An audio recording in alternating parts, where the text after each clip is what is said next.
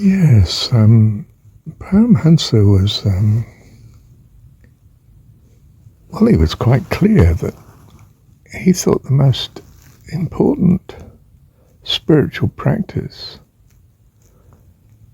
actually was not the Kriya Yoga that he was formerly champion of, but this energization exercise routine that I understand he sort of came to the conclusion of, arrived at the understanding of when he was, back then in pre-1920s India, when he was there with his Ranchi school that he had very successfully.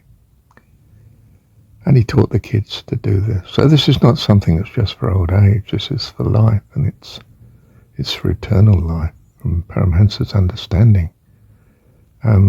He thought it was the most spiritual thing that you could do.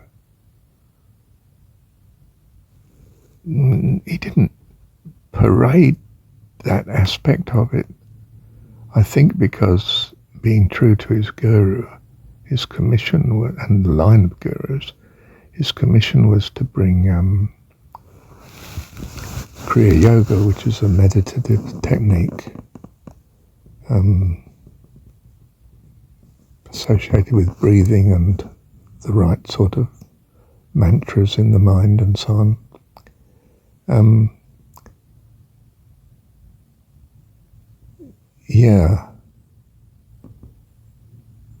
Well, he was called, if you like, to bring that to the West, which he did. Encouraged it in his autobiography, and his organizations that have come from his teachings have done just that. But at some point he makes it clear that the most important to him seems to be these exercises. So I'm not downgrading their spiritual importance. I'm just pointing out from the physical health point of view that they're invaluable. They may well, as Paramhansa understands it, be invaluable from the spiritual point of view too, for which he would presumably undoubtedly include the spiritual teaching and what the mind is doing whilst you're performing these exercises. I don't know, meditating on the sound of Om and there's various things. If you're interested, you can certainly follow it up. But whether you do or don't, the blessing I found was very simply from reading Autobiography of a Yogi, his book, by Paramahansa Yogananda. That has changed lives majorly, and many. As I say, as I understand it, been probably the most read still autobiography the world has had.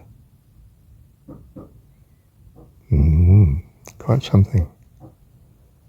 And is an account of the amazing people that he's associated with in his life and how it's affected his life. And just to read it, it's incredibly uplifting. It brought me to Christianity. Okay, I may have gone in one door and out the other, but astonishing effect.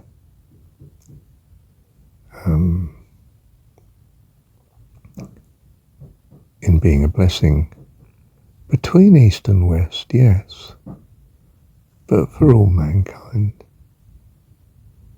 I don't mean you should worship Paramahansa or the Autobiography, but it would be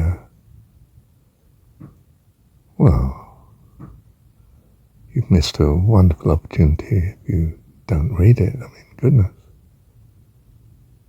There are some people who have looked at the book and it's not spoken to them, those who have ears to hear, let them hear.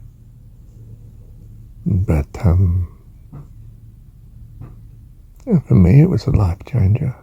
I moved from being secular to wanting God to exist, and I thought that was major, and the consequence for me has been major.